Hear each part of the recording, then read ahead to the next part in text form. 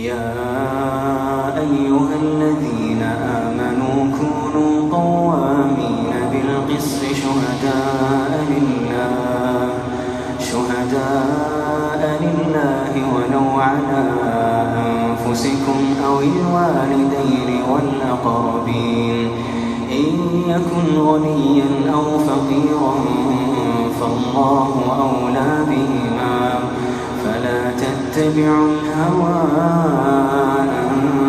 تعدلوا وإن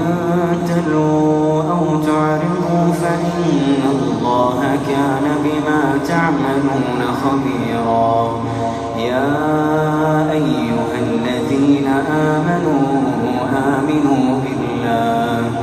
آمنوا بالله ورسوله والكتاب الذي نزل على رسوله والكتاب الذي أنزل من قبل ومن يكفر بالله وملائكته وكتبه ورسله واليوم الآخر فقد ضل ضلالا بعيدا. إن الذين آمنوا ثم كفروا ثم آمنوا ثم كفروا ثم ازدادوا كفرا لم يكن الله ليغفر لهم ولا ليهديهم سبيلا. بشر المنافقين بأن لهم عذابا أليما. الذين يتخذون الكافرين أولياء من دون المؤمنين أيبتغون عندهم العزة فإن العزة لله جميعا. وقد نزل عليكم في الكتاب أن إذا سمعتم آيات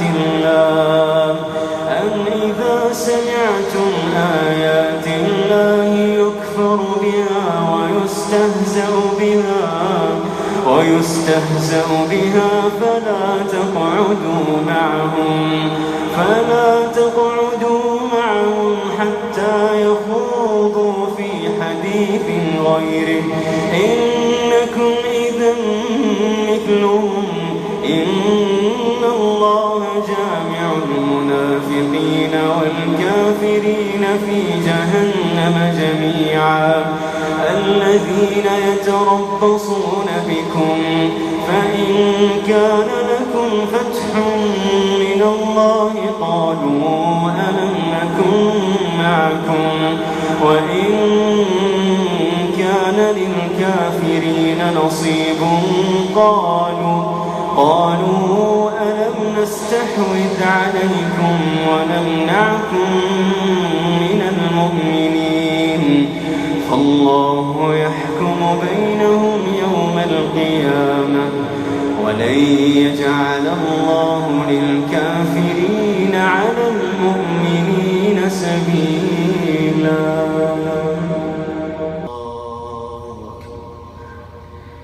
الحمد لله رب العالمين الرحمن الرحيم مالك يوم الدين إياك نعبد وإياك نستعين اهدنا الصراط المستقيم صراط الذين أنعمت عليهم غير المغضوب عليهم ولا الضالين.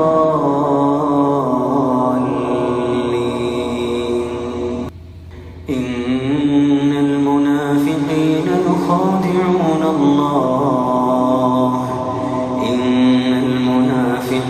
يخادعون الله وهو خادعهم وإذا قاموا إلى الصلاة قاموا كسالى يراءون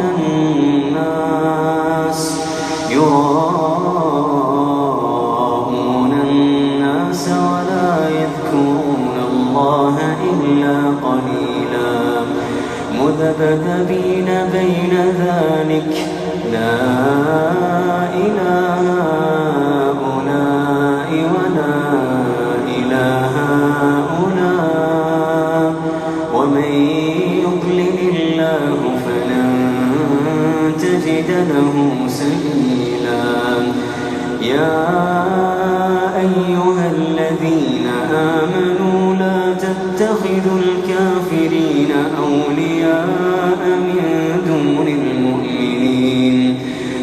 تريدون أن تجعلوا لله عليكم سلطانا مبينا إن المنافقين في الدرك الأسفل من النار ولن تجد لهم نصيرا إلا الذين تابوا وأصلحوا واعتصموا بالله وأخلصوا دينهم لله فأولئك مع المؤمنين وسوف يؤتي الله المؤمنين أجرا عظيما ما يفعل الله بعذابكم إن شكرتم وآمنتم وكان الله شاكرا عليما